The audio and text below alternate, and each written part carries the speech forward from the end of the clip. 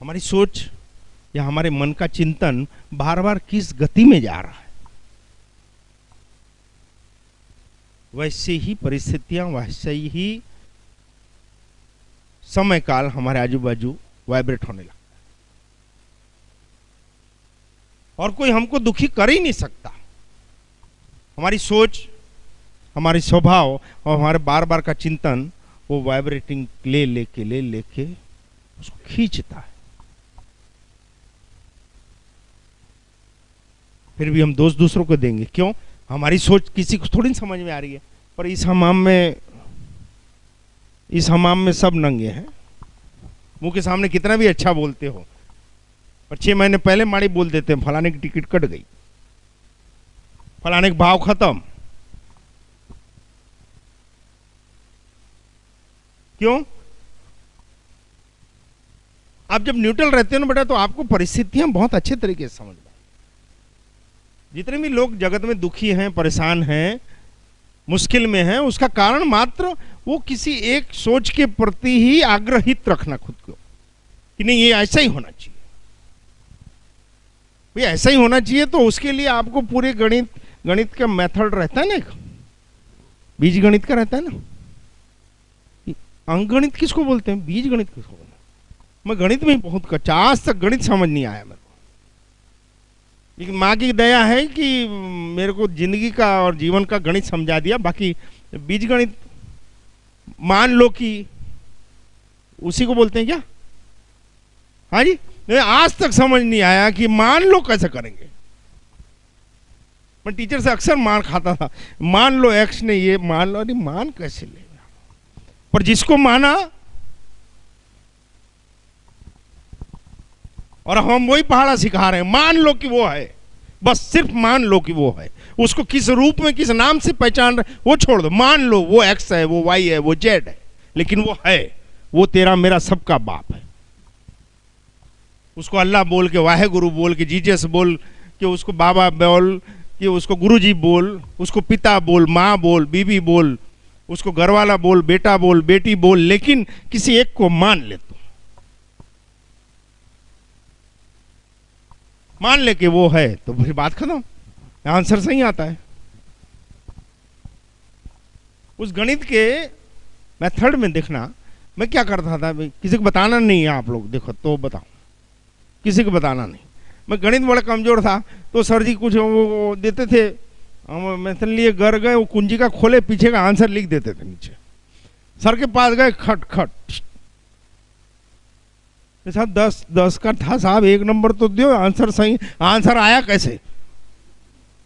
अरे आंसर कैसे आया सर? आया सही है ना। और वो सही है, लेकिन वो आया कैसे? वो बाद में समझ में आई, घंटी बजी कि यार ये मेथड महत्व का है, न कि आंसर।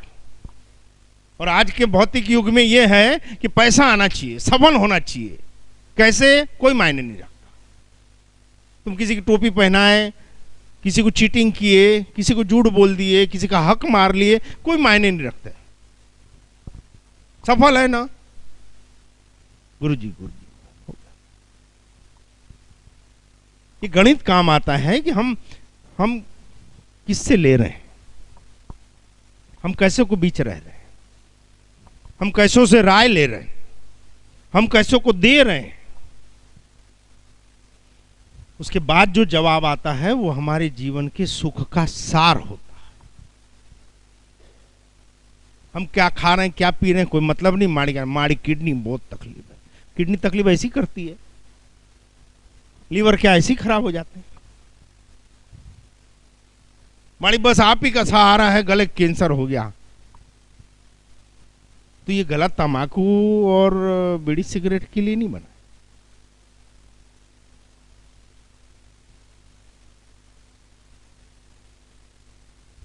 हर चीज की एक प्रोसेस, हमको क्या खा रहे हैं, क्या पी रहे हैं, किसके साथ उठ बैठ रहे हैं, कैसी सोच है, क्या चिंतन है, क्या अध्ययन है, हमारा क्या लक्ष्य है।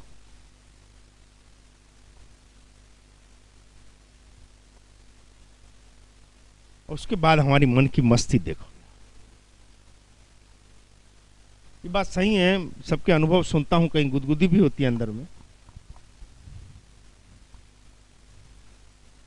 जरूरी नहीं है कि आपको 1 घंटे में सभी बातें समझ में आए, क्योंकि छत्तीसगढ़ की मां मेलडी के आंगन की खूबी है कि यहाँ सत्संग किसी एक ठर्रे में नहीं चलता, यहाँ प्रवचन नहीं होता।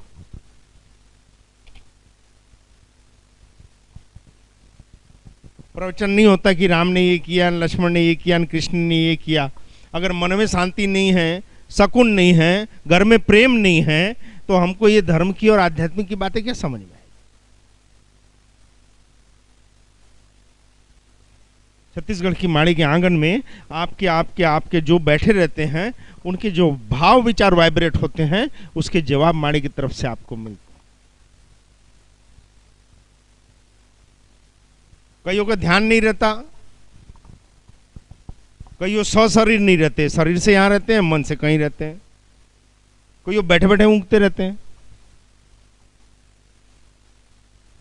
उनको ये चीजें समझ में नहीं आएगी। बस आपको वही चीज समझ में आएगी जो आपका विचार वाइब्रेट हुआ होगा।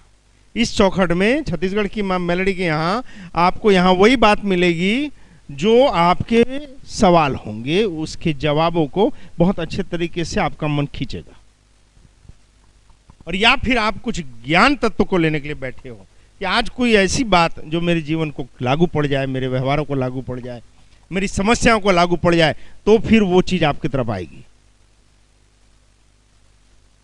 फिर ये देखो, ये आज माड़ी के सत्संग में आया कि मन की शक्ति बहुत, मन चाहे वैसा माहौल दे दो तो हो जाए। तो एक बात बहुत बढ़िया पड़ी थी कि अपन डिस्को में जाके धीरे से अपन किसी को बात करेंगे, सुनाई देगा? हाँ जी। किस सत्संग में जाके चिल्ला चिल्ला के किसी से बात करेंगे तो चलेगा? उसके अनुरूप होना। हमको मेरी तेरी लगाई बुझाई हो रही है, वहां बैठ के हम सोचेंगे कि थोड़ा ध्यान मग्न हो जाए तो संभव है? हम रोज 8-9 बजे 10 बजे उठे और सोचे कि हम तंदुरुस्त रहें तो क्या संभव है? हम रोज तेल वाला, मिर्ची मसाले वाला, दारू और सिगरेट और तंबाकू करें और हम सोचे कि हम एकदम स्वस्थ रहें, संभव है? ऐसा खाली मन सोच लेने से नहीं होता बेटा, उसको वैसा माहौल देना पड़ेगा। ये बात सच है कि कब किसको कौन सी चीज वाइब्रेट कर देगी, किसको जगा देगी, किसको झंकृत कर देगी, नहीं कह सकते।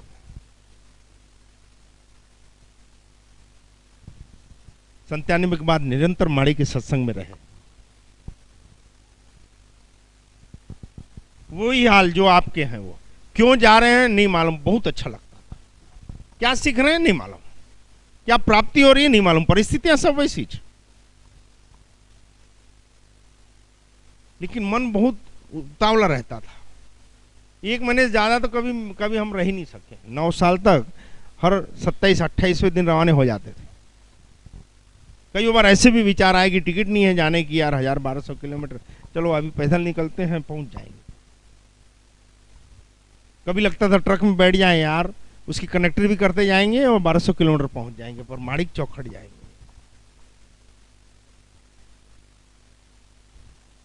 उन्हीं सत्संगों में कहीं एक बार बहुत मन उदास था और एक शब्द टकराया कहीं अंतर मन में कि भक्ति ही सर्वोत्तम औषधि है।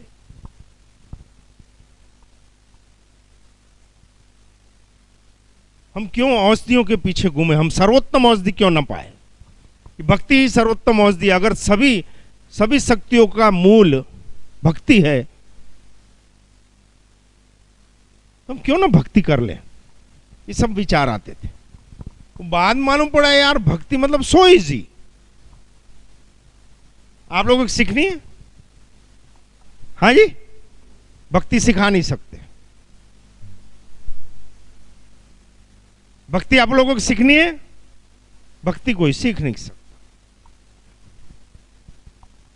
आप लोगों को श्वास लेना कौन सिखाया? हाँ जी, हर संतान जो मां की कोख से आती है दुनिया में, उसको दूध पिलाना कौन सिखाया? हाँ जी, कि मुंह निपल लो और चूसो तो दूध आएगा, ऐसा कौन सिखाया? इतनी ही सहज है, ईमान से एकदम सच बोल रहे, इतनी ही सहज है भक्ति। मतलब सो इजी। किसी चीज का श्रेय खुद मत लो,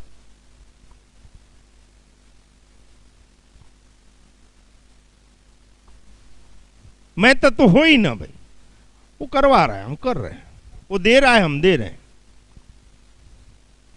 इसका मतलब ये नहीं कि वो खून करवा रहा है, हम खून करें। ये हमारे, हम जो बोल रहे हैं उसकी जवाबदारी है। कल को पॉकेट मारो, पुलिस मार के डंडा अंदर कर दे, वहां मालिक सत्संग बोले थे भाई वो करवा रहा है, हम कर रहे हैं, इसकी कोई जवाबदारी नहीं हमारी। उन्होंने विचार दिया फलाने को चीटिंग कर दे, तो हमने कर दिया। हम कर्ता के भाव से हट जाए, वही भक्ति। हम दृष्टा के भाव में हो जाए कि देखो ईश्वर हमारे हाथ से क्या क्या करवा रहा है। तो ईमानदार बताएं, आप अपने अपने गिरेबान में झांक के देखना, आप जिन भी परिस्थितियों में हो, आपकी औकात से ज्यादा ही अच्छी होगी। ईमानदारी से खुद का अध्ययन करना है कि हम आज जो सुख भोग रहे हैं, जो साधनों को भोग रहे हैं, जो सामाजिक परिस्थिति में है या व्यवहारिक या व्यवसायिक या आध्यात्मिक परिस्थितियों में है, वो हमारी औकात से ज्यादा हमको मिली। अगर आप इत्मीनान से सच्चे दिल से खुद के साथ बातचीत करोगे तो हमारी परिस्थितियां हमारी औकात से ज्यादा अच्छी है। हमारी सोच वैसी नहीं है जो हम सुख भोग रहे हैं, पर इसके लिए हमको खुद से ईमानदारी से बात करनी पड़ेगी।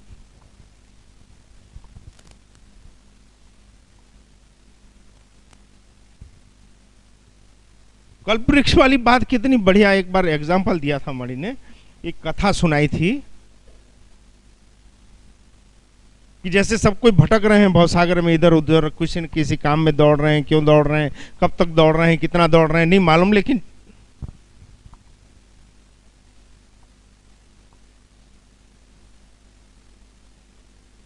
तो एक भाई साहब ऐसे निकल पड़े थे शिकार करने, खो गए जंगलों में। याद है कल्पवृक्ष वाली बात? ईश्वर आपको वो देता है जो आप चाहते हो, जो आप सोचते हो।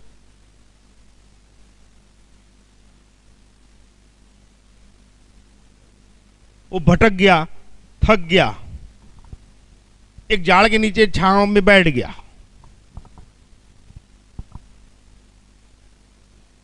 अब इतना दौड़ा था तो प्यास लगी थी, तो उसने जाड़ में ऐसे टेकर लगाए लगाए, काश ठंडा पानी मिल जाता। उसका ऐसा सोचना हुआ और शीतल ठंडा पानी सामने आ गया। वो हड़बड़ा के आजू बाजू दिखा रही, यार क्या बात है, कौन लाया? पर प्यास लगी थी, उठाया, पी लिया सिर्फ। थोड़ा अच्छा लगा, थोड़ी समय गई, थोड़े समय के बाद फिर भूख लगी है यार, बढ़िया भोजन मिल जाए तो। वो थालियों में सजा भोजन,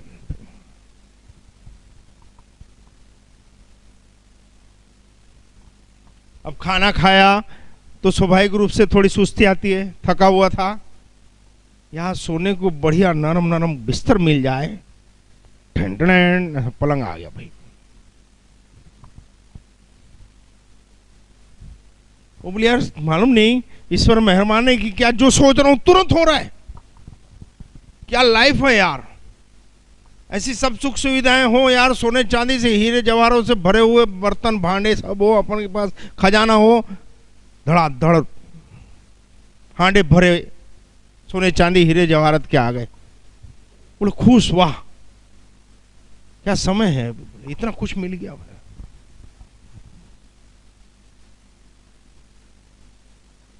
कितना मेहरबान है ईश्वर। ये सोचा क्या मालूम है आज क्या हो रहा है कि जो सोच रहा हूं सब प्रकट हो रहा है। रात होने लगी, उसको विचार आया, इतना धन दौलत है यार, चोर डाकू आए मेरे को मार डालेंगे तो।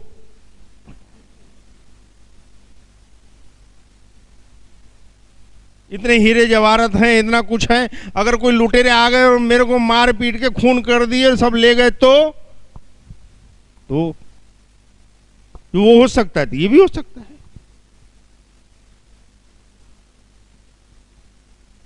ईश्वर की दया कल्पवृक्ष के जैसी है, हम जो सोच रहे हैं वैसा घटित होता है।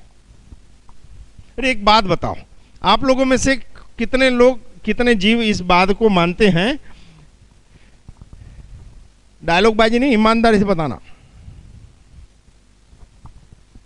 कि यार भलाई का तो जमाना नहीं है,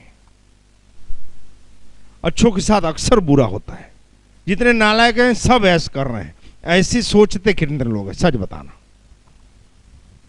मैं तो सोचता हूं यार, और कोई नहीं, सब सब इतने अच्छे बुद्धिजीवी है, बताओ। ठीक से हाथ ऊंचा करो तो मालूम पड़े कि यार हमने तो कुछ किया नहीं, हम तो सच्चे हैं, हमने किसी का कुछ बिगाड़ा नहीं, तो हमारा कौन क्या बिगाड़ लेगा। ऐसे रोने वाले बहुत आते हैं। अभी आए थे ना, बाप बेटी आए थे, मालूम, एसडीओ की पोस्ट से रिटायर होने के बाद सस्पेंशन ऑर्डर आ रहा है। वो भाई सचिवालय चले जाए यार, ये क्या हो रहा है, पेंशन रुक जाएगी भैया, टेंशन में रहेगा, चले जा। एसडीओ की पोस्ट से रिटायर हो रहा है, 1 महीना ही हुआ है जस्ट, पेंशन नहीं बन रही है, इसलिए बहुत दूर से आया था माड़ी के यहाँ, रात को खेत से आए तो कहीं कोई पेच होगा, जाके मिल ले। पर मैंने माड़ी जिंदगी में कुछ गलत नहीं किया, मैं क्यों जाऊं, तो बैठे रहे अपने घर में। गलत नहीं किया तो जा, और गलत किया है तो जाना ही पड़ेगा। ये सोच है कि नहीं, ईमानदारी से बताना कि अच्छों के साथ बुरा होता है यार, हमने किसी का कुछ बिगाड़ा नहीं, हमारे साथ होता है। जितने नालायकी वाले चीटर हैं और 2 नंबर 4 नंबर करते हैं, सब मौज में रहते हैं, हमारा देख लो ऐसी चाल। हमारी सोच हमको सुखी और दुखी करती। सीधा साधा फंडा, भक्ति ही सर्वोत्तम औषधि है। हम जिस कार्य को कर रहे हैं, ऐसे भी नहीं समझ में आएगी बात, चलो छोड़ो। अगर हम मान लो टीचर हैं, तो शिक्षण कार्य में हम ईमानदार होने चाहिए। अगर हम व्यवसायी हैं तो हम पक्के ईमानदार व्यवसायी होने चाहिए। अगर हम कृषक हैं, हम खेती करते हैं, तो हम जब खेत में जाते हैं, उस चौखट में अंदर पैर रखे, तो हमारी हर सोच, हर विचार, हर कर्म और हर एक्टिविटीज हमारी एक किसान टाइप की होनी चाहिए। अगर हम चौखट में हैं, माड़ी की गोद में माड़ी के वचन बोल रहे हैं अगर, तो हमारी सोच में, हमारे व्यवहार में, हमारी बात में ईमानदारी से वो भक्ति तत्व होना चाहिए। अभी समझ में आई, अभी नहीं आई। आप जो भी कार्य कर रहे हो, आप एक ही कार्य 24 घंटा नहीं कर सकते। कभी आप पति होंगे, कभी आप पिता होंगे, कभी आप माँ होंगी, कभी पत्नी होगी, कभी बहन होगी, कभी आप शिक्षक होंगे, कभी आप अधिकारी होंगे, कभी आप अधीनस्थ होंगे, कभी आप सेवक होंगे। लेकिन आप जिस भी समय काल में, जिस स्थिति में जी रहे हो, जिस कर्मों को जी रहे हो, उसमें आप प्योरिटी रखो बस। उसमें आप 1000% दो, 100% भी योग्य नहीं है, उसमें आप अपना 1000% दो। कुदरत क्यों मदद नहीं करेगी? कोई कारण तो होना चाहिए। हम किसानी नहीं जानते थे, हम पाटीदार हैं, लेकिन हमको ईमानदारी से बता रहे हैं, हमको किसानी नहीं मालूम थी। लेकिन माँ का आदेश था कि अगर अब कुछ करना है कर्म, तो 2 ही, या तो सदा व्रत चालू कर, और या फिर अन्न उत्पन्न कर। तो सदा व्रत मतलब ये 24 घंटा भंडारा रहे, जो आ रहे हैं खाएं। लेकिन एक पाठ इन्होंने नहीं समझाया था कि सोचे समझे बगैर दया नहीं करना, तो वो दोनों चीज हमको उसमें गले नहीं उतर।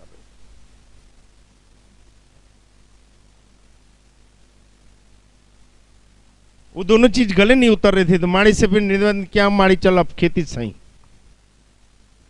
जिससे राय लेते हैं वो अलग बात बताता है। एक बड़ी मजे की बात बता रहे, आपको कोई समस्या का निदान होना, आपको कोई मार्ग होना किसी बात में, आप 10 लोगों को पूछो बेटा, आपको 10 जवाब मिलेंगे।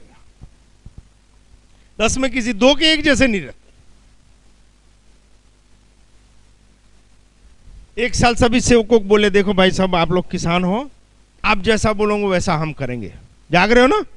देखो ये सबके साथ घटित हो सकता है, बात हमारी हो रही है, लेकिन आप भी जब किसी से राय लेते हो तो क्या होता है, हमने सबको सिलेंडर कर दिया खुद को कि भाई हम खेती नहीं जानते, आप जैसे बोलोगे वैसे करोगे, हम वैसे ही करेंगे। तो 250 किलो सोयाबीन का बीज डाला। कितना? 5 एकड़ में 250 किलो सोयाबीन का बीज डाला, 50 किलो फसल मिली।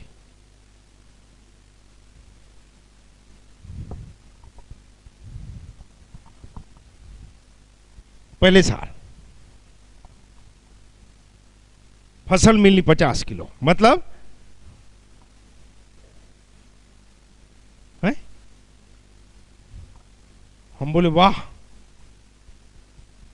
सस्ती अक्ल भी नहीं लेना साली। दूसरे साल हम बोले अब भाई आप राय दो, हम सोचेंगे, ठीक होगा तो करेंगे। तो दूसरे साल 250 किलो बीज डाले, 4-5 क्विंटल माल निकला। लेकिन 10 किलो बीज डाले राहर के, 900 किलो राहर निकली। कितना? 10 किलो में 9 क्विंटल। दोनों ने एक दूसरे की पीठ थपथपा, वाह। तीसरे साल हम बोले अब हम बोलेंगे वैसा आप करोगे। जय माड़ी। पहले साल लोगों का माने, परिणाम देखे, दूसरे साल लोगों की सुने, अपने अनुभवों को डाले, तो इक्वल हुए। और तीसरे साल बोले अब कोई मुंह नहीं खोलना साले, जितना बोले उतना करो। तो 5 एकड़ 25 एकड़ हो गई, और 25 एकड़ में 3 फसलें लेवा रही है।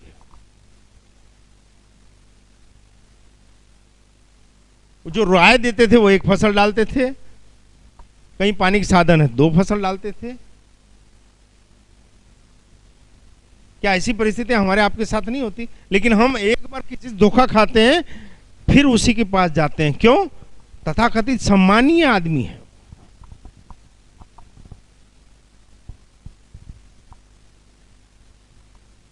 वो सफल आदमी है, वो संपन्न आदमी है। सही शब्दों में माड़ी ने सिखाया कि संपन्नता हमारे अनुभवों की होती है।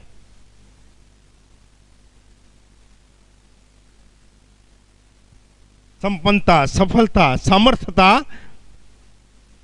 हमारे अनुभवों की होती है। जिसके अनुभव खुद को सुखी कर रहे हैं, और उनके अनुभवों से अगर कोई 2 जीव भी सुखी हो रहे हैं, तो वो सामर्थ्यशाली जीव है, वो सुखी जीव है, वो सफल जीव है। कि जो और किसी को मार्गदर्शित कर रहा है, किसी के जीवन में वो कंडील का काम कर रहा है, कि रोशन कर रहा है, इस दिशा में नहीं हो, इस दिशा में जाओ। उसके सिवाय सामर्थ्य कुछ नहीं होना। ईश्वर के द्वार जाके हम ये शिकायत ना करें, हमको ये दे दो, वो कमी है, ये कमी है। हमको सद्बुद्धि दे, हमको परिस्थितियों की समझने के दृष्टिकोण दे, और हमको आत्मबल दे ईश्वर, कि हम उन समस्याओं का सामना कर सकें। रो मत, ईश्वर रोने वाले के साथ नहीं होता भाई। और अगर ईमानदारी से बोल रहे हैं, आप सच्चे दुखियारे हो, तो मेरी मां मेलडी की चौखट से खाली नहीं जाऊंगे।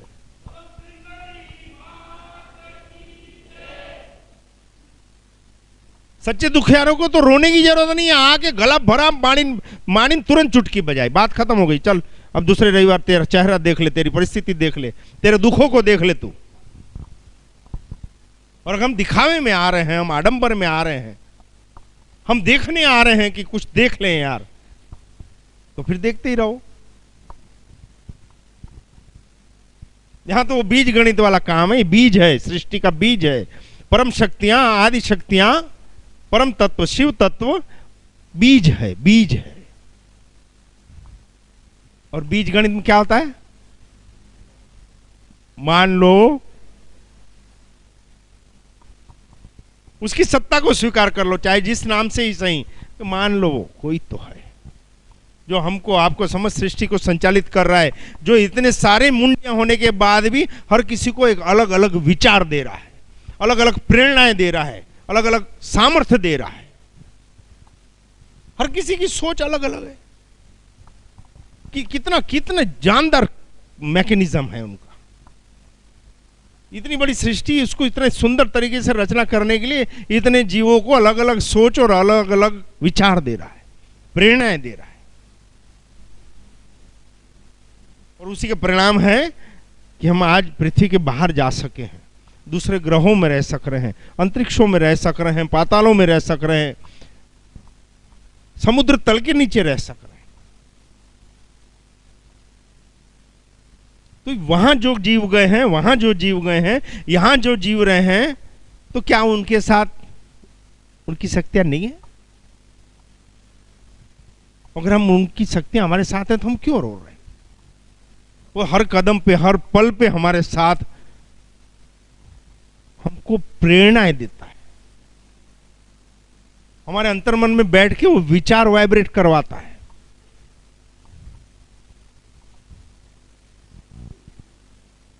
वो अपने बच्चे को मजबूत करने के लिए अपनी उंगली छोड़वाता है। हम आप सबके यहां बच्चे हैं, क्या वो ऐसे ही चलना सीखे बेटा? क्या सब ऐसे ही साइकिल सीख गए? ऐसा कौन जीव है जो गिरा ना हो? और गिरने के बाद अनुभव लिए ना कि ऐसे नहीं चलाना है, ऐसे नहीं चलना है। एक बच्चा बोल रहा था माड़ी के सत्संग में 84 लाख योनियां, 84 लाख का एक बार माड़ी ने डिटेल भी कर दिया था। 21 लाख की 4,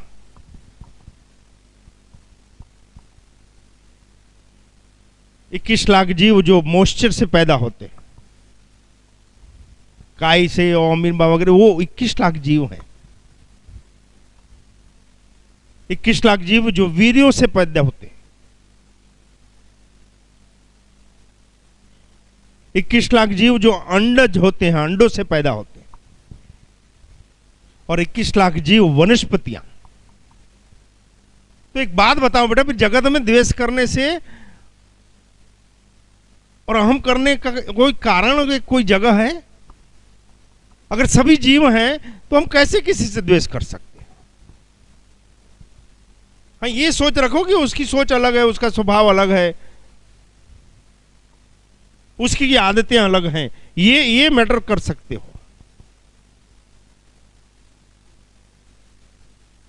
लेकिन उपेक्षा किसी से नहीं, और अपेक्षा भी किसी से नहीं। और जीव अपने आप, हम दुखी क्यों हैं मालूम है? पूर्ण परमेश्वर ने हमको बनाया, फिर भी एक बात कहीं पढ़ा था, सुना था, बहुत प्यारी।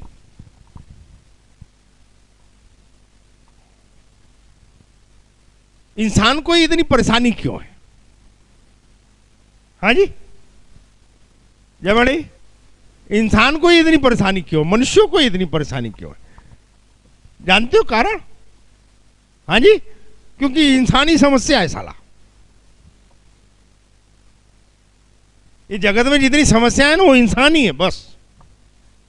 उसको परेशानियां नहीं है, इंसान ही परेशान है। वो इंसान मीन्स परेशानियों का पुतला। इंसानों से परेशानियां। गाय गाय होती है नहीं, हाँ या ना? आधी होती है कि पूरी होती है? कुत्ता कुत्ता होता है कि नहीं? घोड़ा घोड़ा होता है कि नहीं? गधा गधा होता है कि नहीं? सुअर सुअर होता है कि नहीं? बंदर बंदर होता है कि नहीं? सांप सांप होता है? बिच्छू बिच्छू होता है? हाँ ना? इंसान, ये देख मुंह मुंह मुंह होने लग गया। इंसान वो कभी सुअर बन जाता है, कभी कुत्ते टाइप करता है, कभी बैला टाइप करता है, कभी घोड़े टाइप करता है, कभी गधे टाइप करता है, कभी सांप से गया भी था। यानी दूसरे जीवों को गाली देंगे एकदम, सही नहीं, बिल्कुल सांप जैसा है, दो मुंह सांप, उसमें गाली सांप को लग गई। हमको सोचते हैं वो इंसान को गाली दे रहे हैं। बैल है बैल, और बैल बन के तो देखो यार, एकदम गाय है बच्चिया, हालांकि एकदम सुअर जैसा है।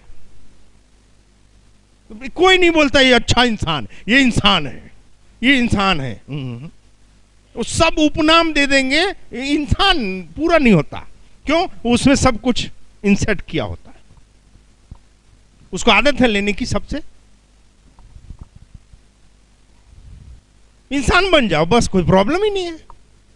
सब जीव अपने अपनी परिधि में घूम रहे हैं, आप भी अपनी अपनी औकात में, अपने नियम में, अपने कानूनों में, अपने संसार में, अपनी जवाबदारियों के साथ आप भी जियो। बैला नहीं बोलता कभी अभी मूड नहीं है यार, और बोल दे मूड नहीं है तो मालिक क्या करता है? बताओ, किसान क्या करता है?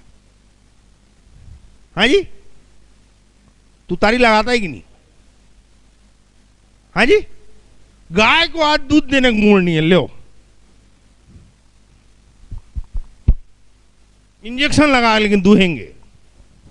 ऐसे इंसान जब बोलता है अब सत्कर्म करने का मूड नहीं है, तो कुदरत देती है 32 साल, अब लंगड़ा होकर पड़ा रहे, अब तो टीबी होकर पड़ा रहे, अब कैंसर में पड़ा रहे, अब ब्रेन ट्यूमर में पड़ा रहे। अब तू सत्कर्म करने के लायक नहीं है, तू जगत कल्याण के लायक नहीं है, तो तू एक कुंटे में पड़ा रहे। जब जब जगत में ऐसी परिस्थितियां आए बेटा, अपनी सोच को धार करो,